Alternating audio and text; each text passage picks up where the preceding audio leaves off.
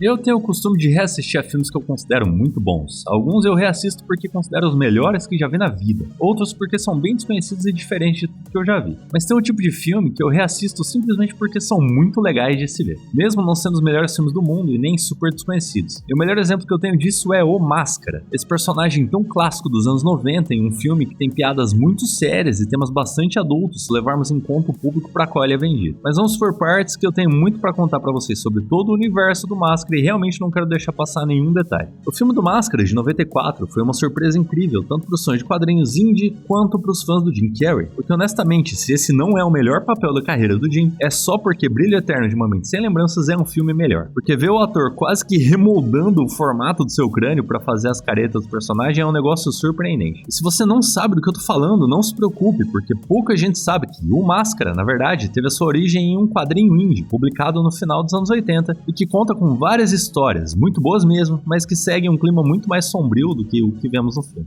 Mas antes da gente começar com uma análise mais aprofundada da coisa toda, não se esqueça de se inscrever se ainda não é inscrito aqui no canal. Sua inscrição faz toda a diferença aqui pra gente. Então vai lá, clica no botãozinho aí embaixo que você não vai se arrepender. O Máscara é um filme muito impressionante, além do seu roteiro inteligente e engraçado, tem muitas outras características que se ressaltam. A primeira delas é o elenco, que é surpreendente. Caso você não saiba, esse foi o primeiro filme da carreira da Cameron Diaz, e ela já começou contracenando com um dos atores mais proeminentes da época, um Jim Carrey totalmente fora de si, porque 94 também foi o ano que ele estreou Ace Ventura e Debi Lloyd, um dos melhores anos do ator. E é claro, também temos o lendário Peter Green, mais conhecido por seu papel de Zed em Pulp Fiction, como o vilão da história. Mas a escolha de papéis não foi o único acerto do filme, nem de longe, porque os seus efeitos especiais também são de tirar o fôlego, e mesmo sendo um filme de 94, continua impressionante até hoje. Tanto o CGI, responsável pelas partes mais cartunescas do filme, quanto os efeitos práticos e a prótese facial do Máscara, que ironicamente eu não consigo chamar só de máscara, porque todo o conjunto da obra,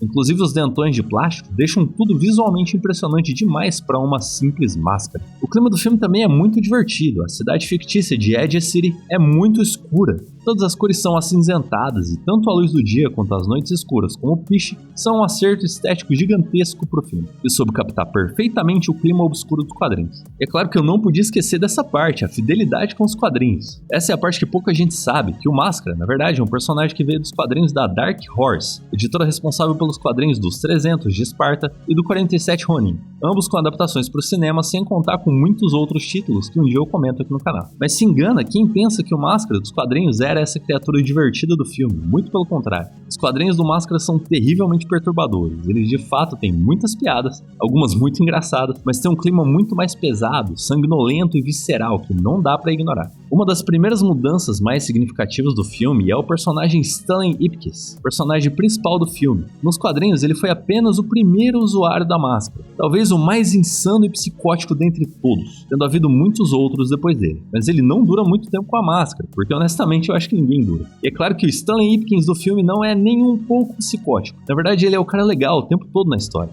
Mas logo mais falamos sobre isso. Outra coisa muito, mas muito diferente do filme para os quadrinhos é a quantidade de sangue e gore presente nos quadrinhos que não foi transportada para o filme. Você lembra daquela cena que o Máscara volta nos mecânicos que deixaram ali na mão e simplesmente acaba com a raça dos dois, deixando para trás um cenário digno de filme de terror? Pois é, se você não se lembra, é porque no filme eles cortaram a sanguinolência e colocaram uma piada mais escatológica. O que aconteceu nos quadrinhos é tão pesado que eu não quero nem mostrar aqui no vídeo para não subir a faixa etária. Mais ou menos no filme, os dois mecânicos sobreviveram. Isso porque outra grande mudança no filme é que Stan Ipkiss é um cara muito gente boa, enquanto a sua versão original, nos quadrinhos, apesar de parecer um cara normal, tem pensamentos muito macabros e psicopatas, tornando ele quase um sociopata. Mas essa mudança foi causada por uma característica da própria máscara nos quadrinhos. Lá ela acentua os desejos mais profundos do usuário, dando vida a eles. Então, enquanto o Stanley dos quadrinhos queria se vingar dos mecânicos da pior maneira possível, o Stanley do filme é um cara bom demais para fazer algo assim. Ele não faria isso nem com o pior de seus inimigos.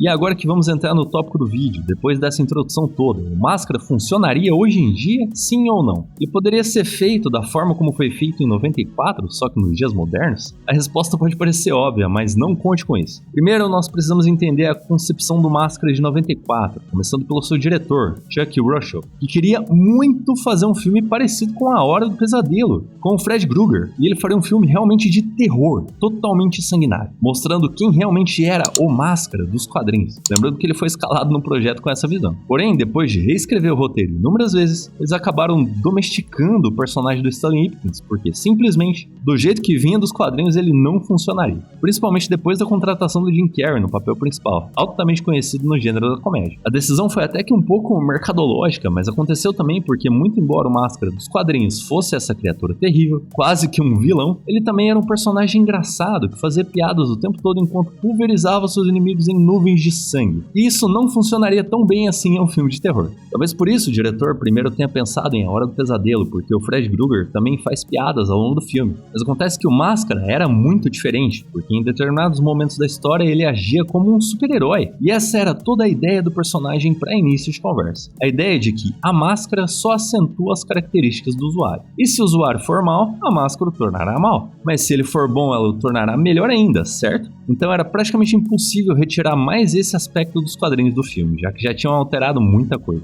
E é claro que a contratação do Jim Carrey ajudou muito, porque foi ele que possibilitou um Máscara tão mais naturalmente engraçado, que combinava muito bem com os temas adultos de assalto a banco, boates e a decadência da cidade enquanto ainda conseguia ser hilário. Então, considerando um filme feito nos dias atuais, o primeiro ponto aqui é: quem seria o equivalente ao Jim Carrey dos dias atuais? Qual ator poderia ser o Máscara de 2022? Quem? Você consegue pensar em alguém que poderia interpretar uma máscara tão impressionante ao ponto de você quase não conseguir distinguir a máscara do rosto do ator? Eu, honestamente, não consigo pensar em ninguém que consiga ser engraçado o suficiente ao mesmo tempo que trabalha com temas sérios em um filme como esse. Então o primeiro problema aí é de elenco. Dificilmente acharei um elenco à altura do personagem. E mesmo se tirar o Jim Carrey da cabeça e considerarmos apenas os quadrinhos, eu realmente não consigo pensar em mais ninguém que conseguiria entregar esse papel de uma maneira minimamente aceitável. Outro ponto importante é que a máscara, nos quadrinhos, tem um efeito muito parecido com o de uma droga muito viciante. Os usuários pouco a pouco se tornam dependentes dela. E isso, de fato, é demonstrado no filme, porque o próprio Stanley mostra não conseguir se controlar e usa a máscara mais e mais. Até mesmo ficando consciente de que a máscara parece estar mudando ele. Na verdade, a gente tem um exemplo disso na cena em que ele chega atrasado no banco e briga com seu chefe, saindo de si, e dando uma resposta muito diferente do que ele daria naturalmente. Isso mostra uma mudança de personalidade muito forte. No filme, ao contrário dos quadrinhos, existe essa limitação de que a máscara só pode ser usada durante a noite. Regra essa que não existe nos quadrinhos, então eu acho que só colocaram isso no filme para limitar tanto o poder do Stanley quanto o poder do vilão, que acaba pegando a máscara no final do filme.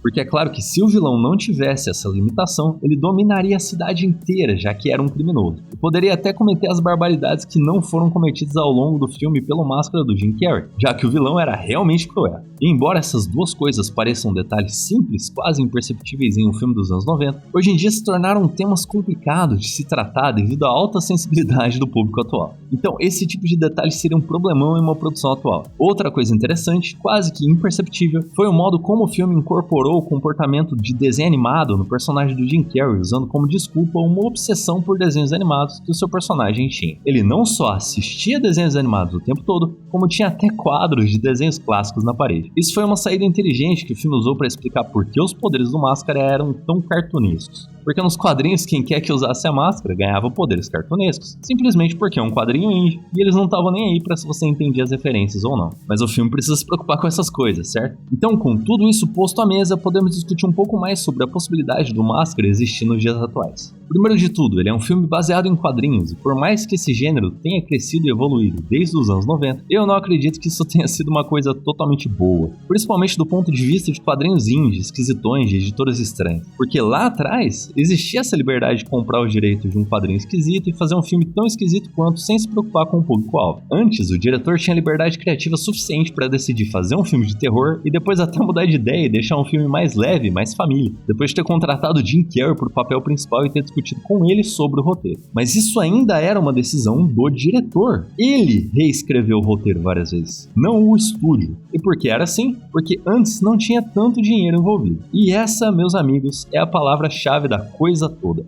dinheiro. Foi um investimento relativamente baixo, até mesmo para a época, que permitiu que todas essas liberdades fossem tomadas em 94. O Máscara custou algo em torno de 18 milhões de dólares, enquanto o primeiro filme do Iron Man, por exemplo, custou 140 milhões de dólares. Só com o dinheiro do Iron Man dava para ter feito 6 filmes do Máscara. Então tá aí o primeiro problema com os filmes dos dias atuais. Existe uma alta expectativa pela bilheteria de filmes baseados em quadrinhos. E por isso se investe muito mais dinheiro nesses filmes, tirando muito da liberdade criativa de todos os envolvidos. Toda a produção fica engessada, todas as decisões têm que passar por comitês e mais comitês. Os filmes nunca podem ser para maiores de 18 anos porque eles perdem uma parcela muito grande de espectadores pagantes, então eles picotam até não sobrar mais nada da ideia original. Às vezes até deixam o diretor ficar livre para fazer o que quiser, só para depois que ele aparecer com um épico fantástico de 4 horas de duração em preto e branco, o estúdio demitiu o diretor e contratar um vendedor de lancheira para pôr no lugar e ele estragar o filme todo. E vocês sabem bem do que é que eu tô falando. Então, mesmo que existisse um Jim Carrey modelo 2022 totalmente diferente do original, mas igualmente genial, o grande empecilho ainda seria a grana envolvida.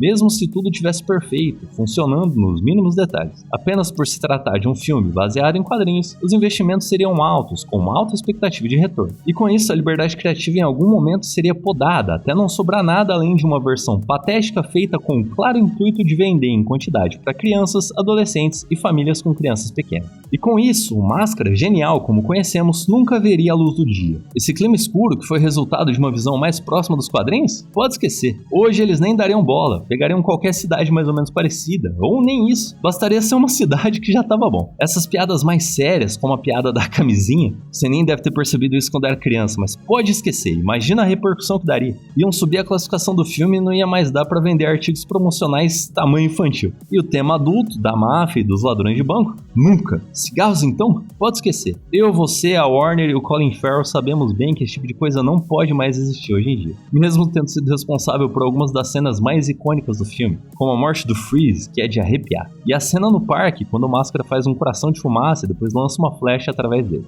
Sangue? Só o mínimo possível. Tem que ser um filme quase de classificação livre, e hoje em dia nem mesmo o Máscara, com todas as suas limitações, ganha esse título. Ah, mas você tá exagerando. Tô mesmo, é? Olha essa notícia aqui de 2021, que altera a classificação indicativa do Máscara de 94, deixando de ser um filme livre para todos os públicos. Bom, eu sei que o filme não mudou com o passar do tempo, e se o filme não mudou, outra coisa mudou, certo? O que será que mudou? Enfim, a verdade é que o Máscara podia até ser feito hoje, mas muito do que o transformou num filme tão famoso seria retirado com a desculpa de que o filme devia ser para todas as idades, simplesmente porque se fosse feito do jeito certo, pensando tanto no fã dos quadrinhos quanto nos futuros fãs, ele não conseguiria ser vendável. E eu posso até parecer meio chato demais com esse vídeo, botando um ponto final e dizendo que o filme não funcionaria hoje em dia, mas calma aí que eu deixei o melhor para o final, porque nós já tivemos uma amostra grátis do que seria um Máscara nos dias atuais, então venha comigo. Imagina que o ano é 2005 e você vai até uma locadora numa sexta-noite para alocar um filme e ver com a família. E lá está ele, reluzente, na prateleira com a sua capa festiva.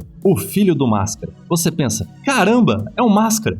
E agora ele tem um filho? Que fantástico! Naquela época não tinha smartphone nem internet como tem hoje em dia, então você não tinha como saber nada do filme além da sinopse, da opinião do cara do locador. E só dizia que não tinha assistido ainda se soubesse que o filme era ruim, mas não queria perder a venda. Então você leva o filme pra casa pensando que pode ser tão bom quanto o primeiro, e de repente assiste um filme do Máscara ainda mais vetado do que o de 94. Sangue? Ladrões de banco? Clubes noturnos? Piadas realmente boas? Não. Quem é que precisa disso? Vamos aproveitar o sucesso do primeiro filme, mas agora abranger o público-alvo pra simplesmente todo mundo da face da Terra. E sabe por quê? Porque agora o investimento era maior e o medo de não terem retorno também era alto, porque investiram 84 milhões dessa vez, muito mais do que antes, até para valores atualizados. E aconteceu o que era óbvio, ao invés do filme ficar mais sério que o anterior, ele ficou mais claro, mais colorido, mais bonitinho, mais engraçadinho, com piadinhas que não faziam rir, com um público-alvo indefinido que parecia ter migrado para crianças de 0 a 10 anos estourando, porque eu acho que uma criança de 10 anos ia achar o filme péssimo. E essa é a maior prova de que o Máscara atual, mesmo que não existisse o Máscara nos anos 90, simplesmente por ser um filme de quadrinhos, atrairia mais investidores do que o necessário e que traria mais dinheiro, fazendo com que tentassem fazer um filme mais leve para tentar captar mais público, o que tiraria o poder de escolha do mais bem intencionado dos diretores, transformando tudo num flop inacreditável, exatamente como foi o Filho do Máscara. E agora, com o filme já pago e a sua sexta-feira à noite tendo sido destruída por ele, você não tem escolha a não ser se lembrar de como o filme de 94 era superior e dormir com esse gosto amargo de decepção na boca. Mas ainda bem que nós tivemos esse excelente filme que foi o Máscara de 94. Essa obra tão peculiar, mas que ainda assim atraiu uma grande quantidade de fãs, a ponto de fazerem uma série animada de mesmo nome e que alegrou as manhãs de muitos de vocês que estão me assistindo agora e se lembrando da música de abertura que eu sei. Uma vez que você começa a lembrar dela, não sai mais da cabeça. Mas e aí, o que você achou desse vídeo? Concorda, discorda, tem as suas próprias teorias de como seria o Máscara filmado em 2022? Deixe aí nos comentários para ajudar a deixar o conteúdo desse vídeo ainda mais denso. Muito obrigado por assistir até aqui e até o próximo vídeo.